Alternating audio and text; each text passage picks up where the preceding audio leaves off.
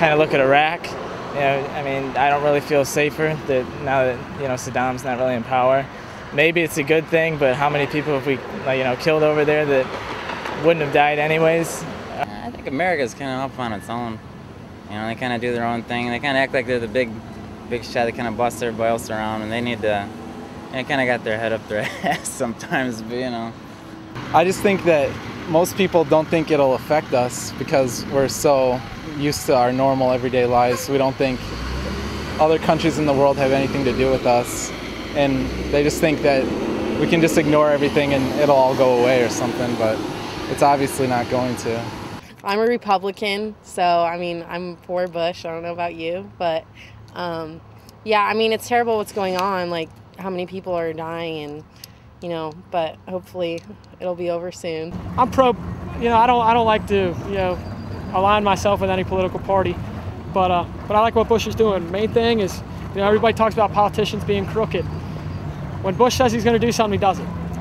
When he said he's going to go to war, and it's going to be a long war, we're still in it. It's been long. People may not agree with it, but at least they know what they're not agreeing with. A lot of times they'll just disagree with something and not know exactly what the president thinks. People at least know where he's coming from, what he's doing. I like that. My message to the government would be I would say continue fighting the war on terror. Maybe secure our borders, please, and try to keep terrorism out of America so our economy can be successful. My message to the government: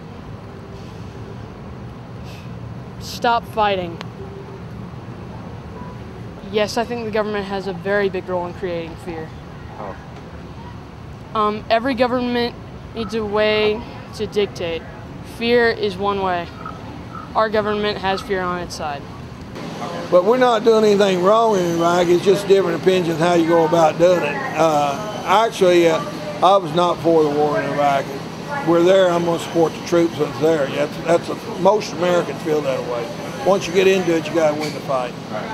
With the situation where the troops and stuff have to go to other countries, we try to understand that, many of us, and then, like I said, there's always where there's a little good, there's going to be a little bad. We appreciate the troops that are out there supporting and fighting, but all at the same time, in our hearts, we know that some of these things are just not our wars. It's a personal thing, and we hate to lose the troops because of that. pretty much too far away for me to bother thinking about that. I got too much to think about right here, right now, as it is, I feel like, you've got a lot of lives and people at stake. It's not just that one person. Can we not figure out another way to deal with this instead of killing people? We need more liberal people within our offices because right now we're screwed. We're screwed.